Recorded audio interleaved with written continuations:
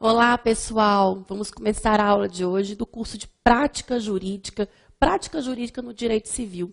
E hoje, especificamente, vamos tratar de um assunto interessantíssimo, a prática jurídica no direito de família. Especificamente, vamos falar do fim das relações familiares, do fim, na verdade, da reação nuclear familiar constituída pelo casamento, pela união estável, que se desfaz com a separação, com o divórcio ou até mesmo com somente a separação de corpos.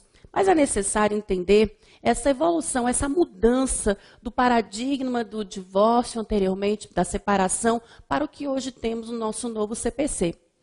As famílias são constituídas por humanos, na verdade, e os humanos escrevem essas famílias pelo menos a 4 mãos. Apesar de hoje já se reconhecer a possibilidade de famílias com mais de 2 pessoas, inicialmente essa escrita ela é feita a 4 mãos. E se ela é feita a 4 mãos, ela também pode e deve dar a possibilidade dos humanos de se desfazerem daquela relação que não mais representa a sua vontade inicial. E assim, vamos tratar na aula de hoje sobre essa noção geral sobre a dissolução do casamento. Acompanhe aqui comigo na tela que nós temos hoje no sistema dualista de dissolução do casamento, no nosso sistema jurídico. Nós temos o divórcio e a separação. E temos ainda a possibilidade de dissolução do casamento através da anulação, nulidade do casamento. Vamos fazer a distinção entre divórcio, separação, anulação, nulidade do casamento? Vejam só, o artigo 1571 do Código Civil traz que a sociedade conjugal termina, vejam só, a sociedade conjugal termina pela morte de um dos cônjuges. Vamos lá. Com o casamento, passa-se a ter um vínculo entre 2 pessoas. 2 homens, 2 mulheres, um homem e uma mulher.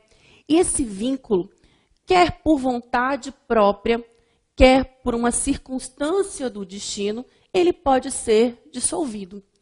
Pela morte, que é o nosso primeiro caso aqui a ser tratado, é a possibilidade dessa dissolução do casamento, dessa sociedade conjugal, através da morte. Com a morte, há o término da sociedade conjugal e a extinção de todos os vínculos matrimoniais. Então, com a morte, além de se encerrar a sociedade conjugal, eu tenho a extinção de todos os efeitos daquele casamento, de todos os efeitos daquela sociedade conjugal.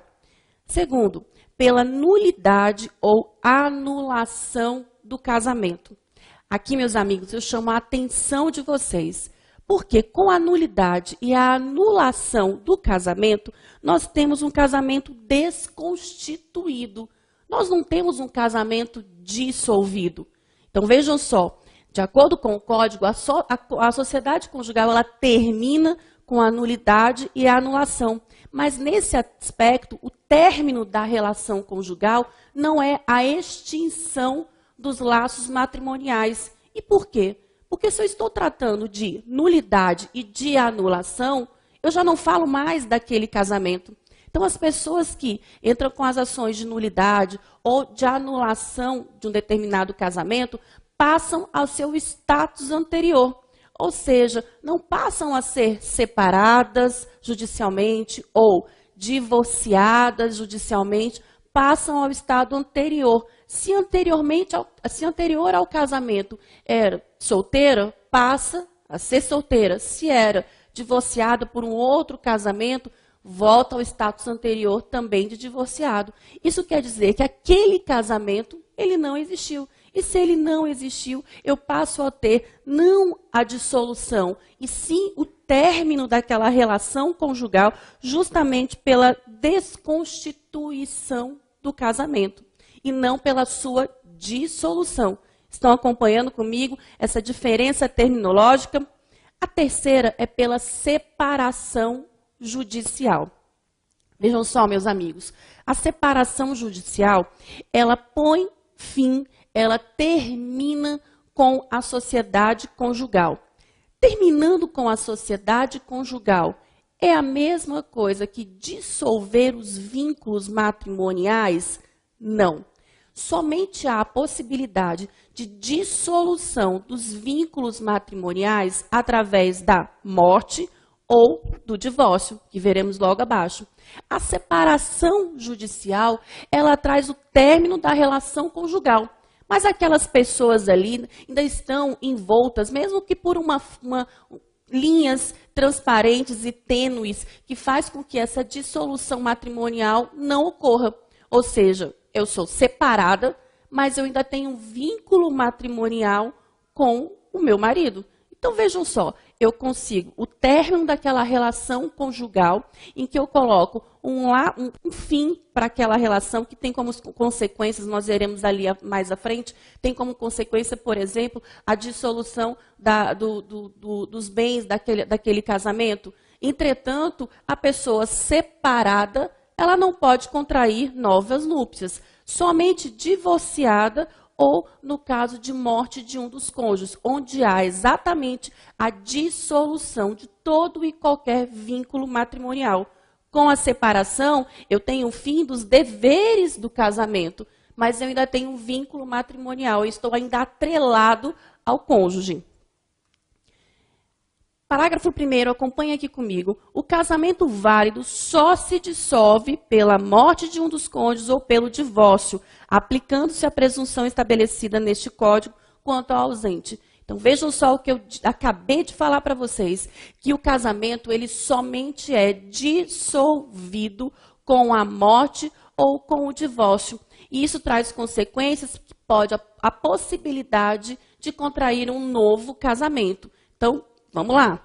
Casamento, nós temos a possibilidade de dissolver o casamento somente pela morte ou pelo divórcio. Mas, por fim, a relação conjugal, temos outras possibilidades. A separação, a anulação ou a nulidade daquele casamento. Parágrafo 2º. Dissolvido o casamento pelo divórcio direto ou por conversão, o cônjuge poderá manter o nome de casado, salvo, no segundo caso, dispondo em contrário a sentença de separação judicial. Então, vamos aqui acompanhar um pouquinho o raciocínio. O artigo 1571 do Código Civil, ele fala exatamente dessa possibilidade de dissolução do casamento. O parágrafo 2º aqui, quando ele afirma que pode ser pelo divórcio direto ou por conversão, vamos só recapitular um pouquinho, que o nosso código, ele veio antes da emenda constitucional número 66 de 2010, que trouxe a possibilidade do divórcio sem um lapso temporal. Então, quando ele vem tratando dissolvido pelo divórcio direto ou por conversão, o divórcio direto é aquele, segundo o código, em que as partes inicialmente teriam que esperar o prazo de 2 anos de separação de fato para propor o divórcio direto. Estão acompanhando? E a conversão inicialmente entrava-se com a separação judicial, depois de 1 ano de prolatada sentença da separação judicial, haveria a possibilidade da ação de conversão de separação judicial em divórcio. Nós tivemos, durante um bom tempo, até o ano de 2010, somente essas possibilidades, ou seja, eu propunha a ação de separação litigiosa ou consensual, após 1 ano é que eu poderia propor a ação de conversão de separação em divórcio. Ou então, a outra possibilidade era aguardar os 2 anos de separação de fato para propor a ação de divórcio direto. Mas aí o legislador pensou, por quê? Por que dar um tempo para aquelas pessoas pensarem se querem se divorciar ou não? Porque vejam só, se você entra com a ação de separação, você já rompeu, na verdade, com aqueles deveres do casamento, embora os laços matrimoniais ainda permaneciam. E esperar um ano para propor a ação de divórcio para daí dissolver o vínculo matrimonial, não havia naquele momento, e como ainda não há, a necessidade de se dar um tempo para as partes pensarem a respeito disso. nós tínhamos no nosso código ainda resquícios do Código de 1916, que era uma família completamente indissolúvel. Então, nós passamos a ter a possibilidade do divórcio somente em 1977. Então, vejam só, 77 vem o nosso Código 2002 e que traz ainda esses resquícios dessa possibilidade de uma nova tentativa. Quem se divorcia e quer casar com a mesma pessoa, casa. Não precisa trazer para todos nós essa imposição do lapso temporal. E foi assim, seguindo essa trilha, que o legislador editou a emenda constitucional número 66 de 2010, em que o divórcio ele passou a não ter mais prazo e não precisava mais ser causa. Então vejam só, o divórcio sem prazo e sem causa, como um direito potestativo extintivo da pessoa humana. Acompanhe aqui comigo a leitura do artigo 226 da Constituição Federal. A família, base da sociedade, tem especial proteção do Estado. O casamento civil pode ser dissolvido pelo divórcio. Então, olhem só, não havia mais a possibilidade, a necessidade de discussão dos motivos que levaram àquele fim, àquele divórcio. Agora, a partir da emenda 66, não há mais lapso temporal necessário para se propor a ação de divórcio. Então, isso quer dizer o quê? Que se casando num dia, na semana seguinte, eu já posso me divorciar? Sim. Se não há mais essa possibilidade de lapso temporal, e se você é uma pessoa tão assertiva que já sabe que o fim já chegou, se divorcie. Eu tenho um caso muito interessante de uma pessoa muito próxima a mim que se casou, divorciou e casou novamente com o mesmo marido.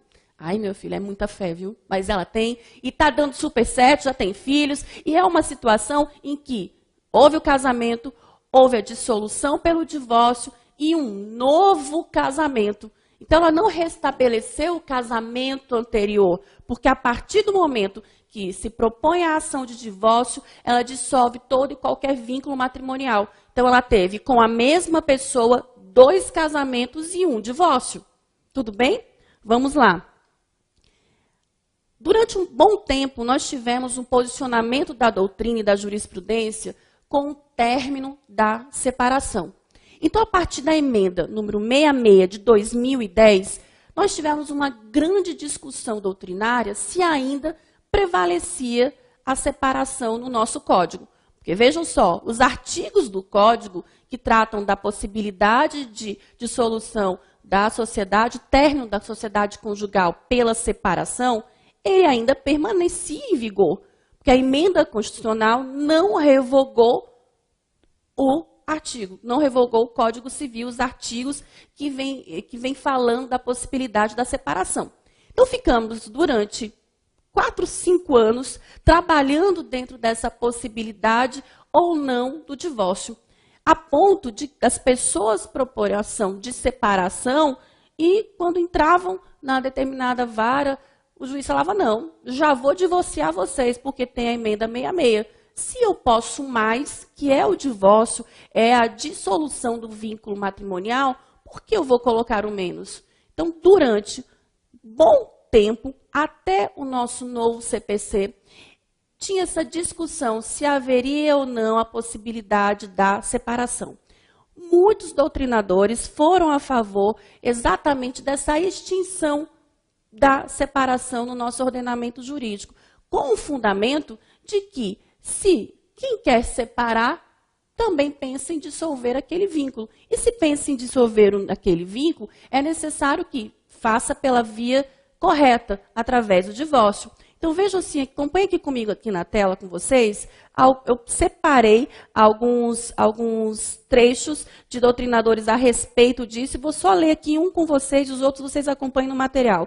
O novo texto constitucional suprimiu a prévia separação como requisito para o divórcio, bem como eliminou qualquer prazo para se propor o divórcio, seja judicial ou administrativo. Pessoal, o que isso tem de grande importância para nós? Aquela discussão, ela veio por terra a partir do momento que o novo CPC, ele trouxe de forma expressa e faz referência à separação consensual e litigiosa.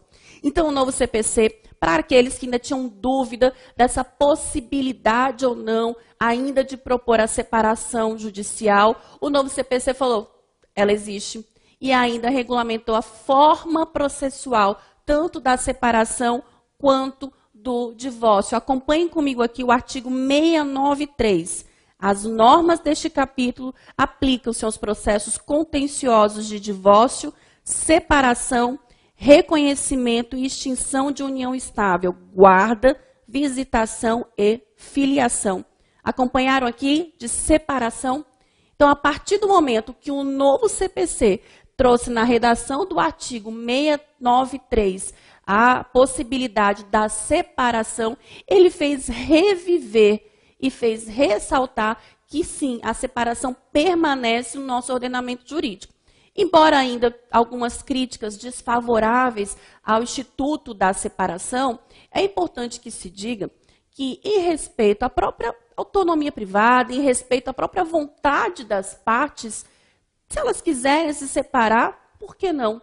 A única possibilidade que se tem que ter em mente é que aquela separação judicial, ela também tem que ser averbada lá na certidão de casamento. Então, na certidão de casamento, como eu tenho a averbação do divórcio, eu também tenho que ter a averbação da separação, para trazer uma maior segurança jurídica, já que a separação, ela põe fim à sociedade conjugal, ela põe fim aos deveres matrimoniais e ela põe fim à relação patrimonial daquele casamento.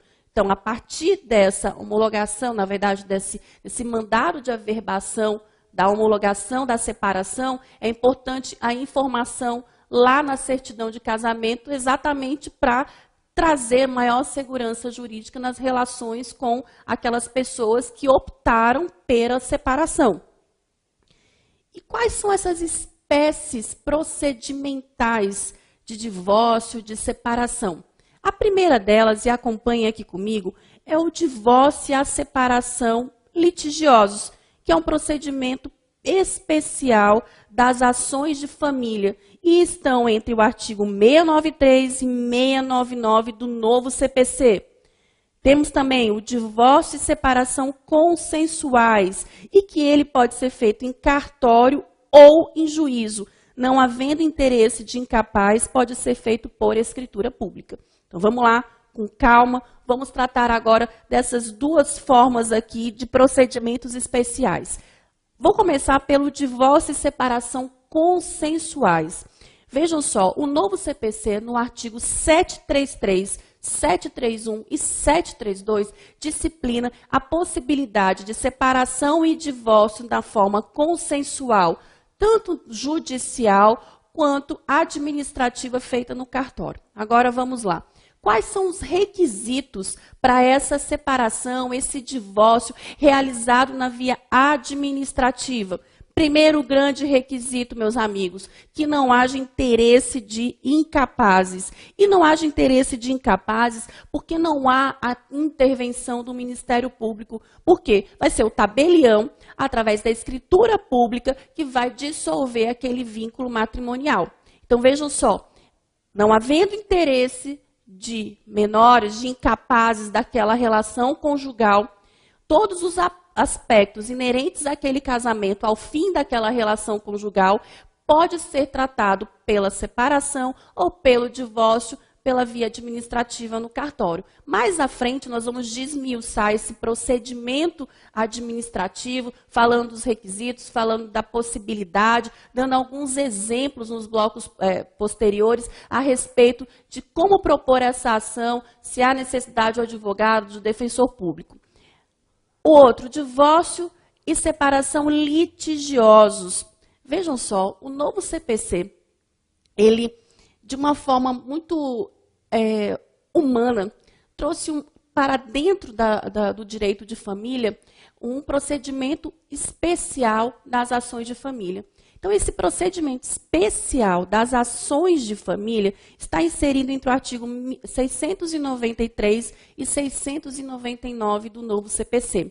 E vem disciplinando que dentro dessas relações, e na verdade, como eu bem disse, o novo CPC teve um olhar humano para as pessoas, não mais só para o processo, e decidiu separar essas relações, que são marcadas por relações de afeto, por relação de desafeto dentro do âmbito familiar, com um procedimento especial.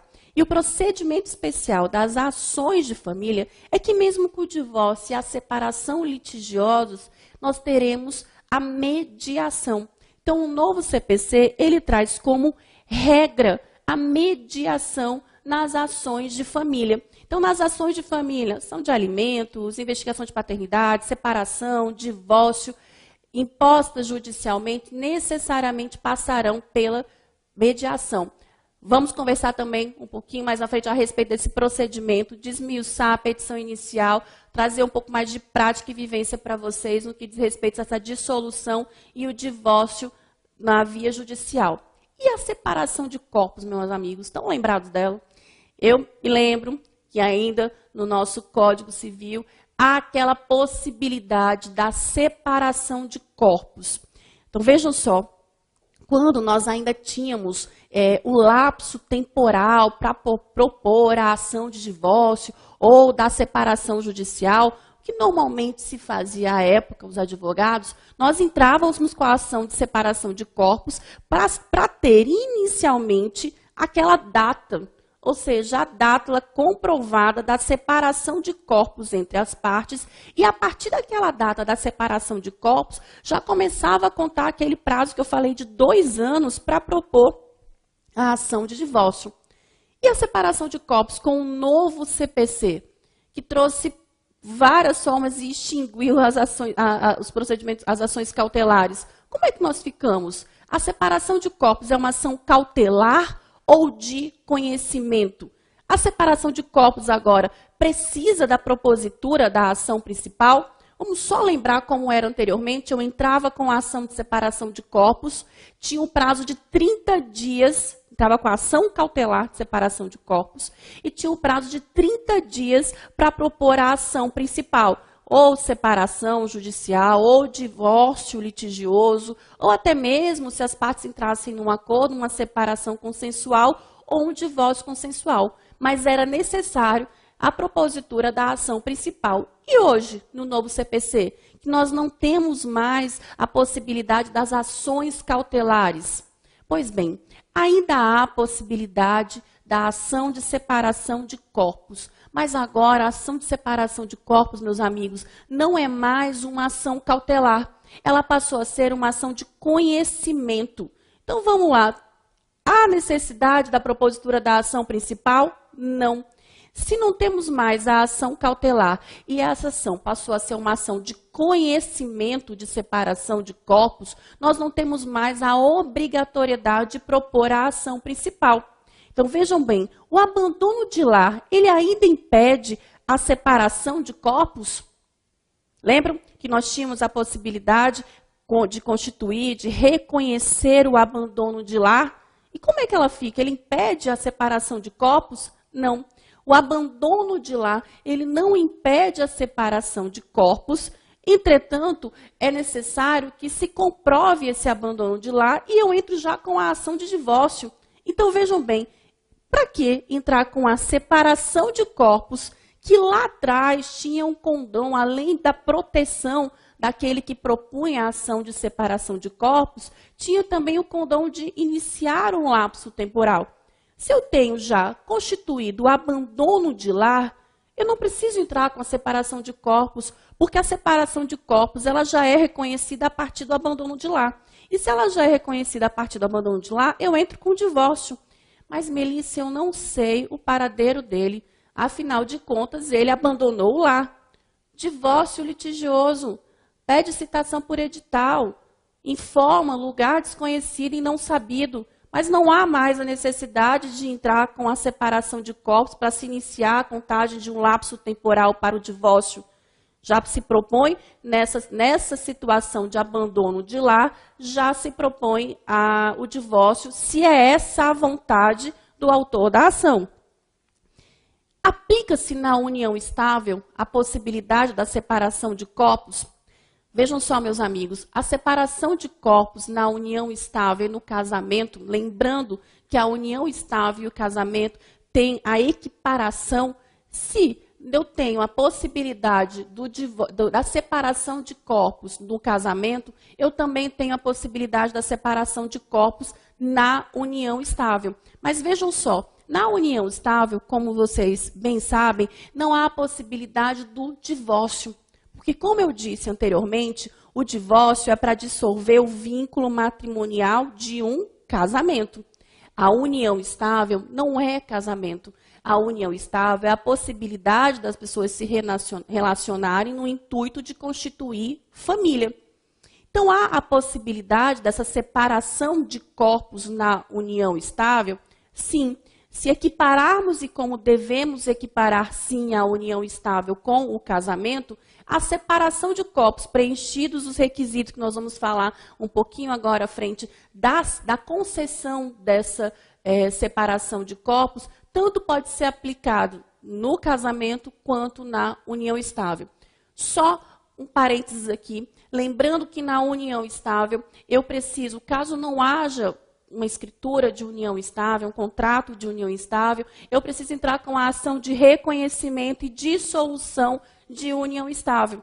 Caso eu tenha já o contrato prévio, tenho já a escritura de união estável, eu somente dissolvo aquela união estável. Então, vamos lá. Se eu tenho uma união estável de fato, aquela que fui juntando as escovinhas, fui morando junto e não precisei colocar num papel, num cartório, não precisei de forma alguma reconhecer aquela união numa modalidade formal, vamos colocar assim. Ela foi se conquistando, foi se restabelecendo com o tempo.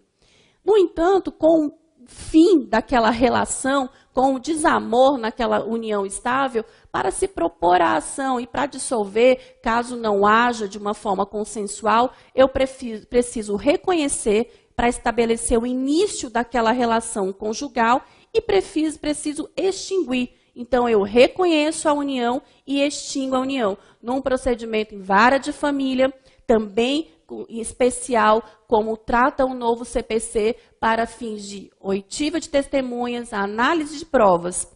E quais são os fundamentos para a concessão dessa medida cautelar? Quais são os fundamentos para análise, para a concessão da medida cautelar de separação de corpos? Vamos lá. Só relembrando um pouquinho aqui com vocês, o artigo 1562, e acompanha aqui comigo, que antes de mover a ação de nulidade do casamento, a de anulação de separação judicial, a de divórcio direto ou de dissolução de união estável, poderá requerer a parte, comprovando sua necessidade, a separação de corpos, que será concedida pelo juiz com a possível brevidade. Então, vejam só, já analisamos que pode na união estável também no casamento, quais são esses fundamentos para a concessão? Atualmente, os fundamentos para a concessão da liminar de separação de corpos é exatamente que aquela parte comprove que está sofrendo grave ameaça, grave risco de vida, porque se é para iniciar o lapso temporal, eu não preciso mais. Ou então, outra forma, você quer se separar, você quer se divorciar e ele está lá no sofá. Daqui não sai, daqui ninguém me tira. Você não pode expulsar a pessoa da casa. Você quer se divorciar, mas a pessoa não quer sair de lá. Quando um não quer, dois não permanecem casados. Isso é fato. Então, a separação de corpos serve também como aquele convite para a pessoa sair do lar conjugal. Aquele convite, meu querido, aqui você ainda não é mais bem-vindo. Vamos lá, porta da frente, serventia da casa. A separação de corpos também serve para além de situações de violência, para além de situações de violência, inclusive até no aspecto psicológico de conviver com aquele que eu não quero mais conviver. A separação de corpos também serve para a retirada da pessoa do lar conjugal. E quais são os efeitos da separação de corpos? Só para finalizarmos esse nosso bloco aqui, os efeitos: cessa o regime de bens e os deveres conjugais. A separação de corpos cessa o regime de bens e os deveres conjugais daquele casamento ou daquela união estável.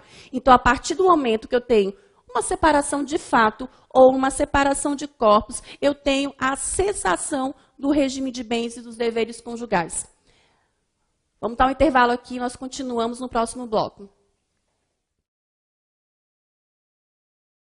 Divórcio, separação, anulação, nulidade do casamento. Vejam só, o artigo 1571 do Código Civil traz que a sociedade conjugal termina, vejam só, a sociedade conjugal termina pela morte de um dos cônjuges. Vamos lá.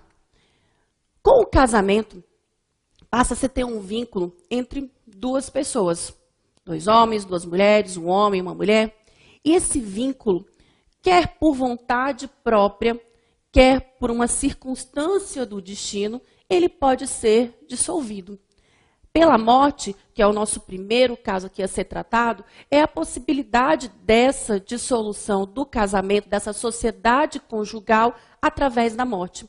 Com a morte, há o término da sociedade conjugal e a extinção de todos os vínculos matrimoniais. Então, com a morte, verdade, e os humanos escrevem essas famílias, pelo menos a 4 mãos. Apesar de hoje já se reconhecer a possibilidade de famílias com mais de 2 pessoas, inicialmente essa escrita ela é feita a 4 mãos. E se ela é feita a 4 mãos, ela também pode e deve dar a possibilidade dos humanos de se desfazerem daquela relação que não mais representa a sua vontade inicial. E assim, vamos tratar na aula de hoje sobre essa noção geral sobre a dissolução do casamento. Acompanhe aqui comigo na tela que nós temos hoje no sistema dualista de dissolução do casamento, no nosso sistema jurídico. Nós temos o divórcio e a separação. E temos ainda a possibilidade de dissolução do casamento através da anulação, nulidade do casamento. Vamos fazer a distinção entre divórcio.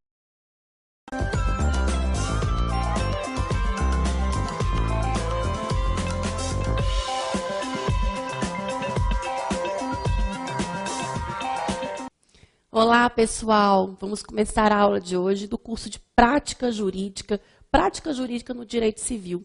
E hoje, especificamente, vamos tratar de um assunto interessantíssimo, a prática jurídica no direito de família. Especificamente, vamos falar do fim das relações familiares, do fim, na verdade, da reação nuclear familiar constituída pelo casamento, pela união estável, que se desfaz com a separação, com o divórcio ou até mesmo com somente a separação de corpos.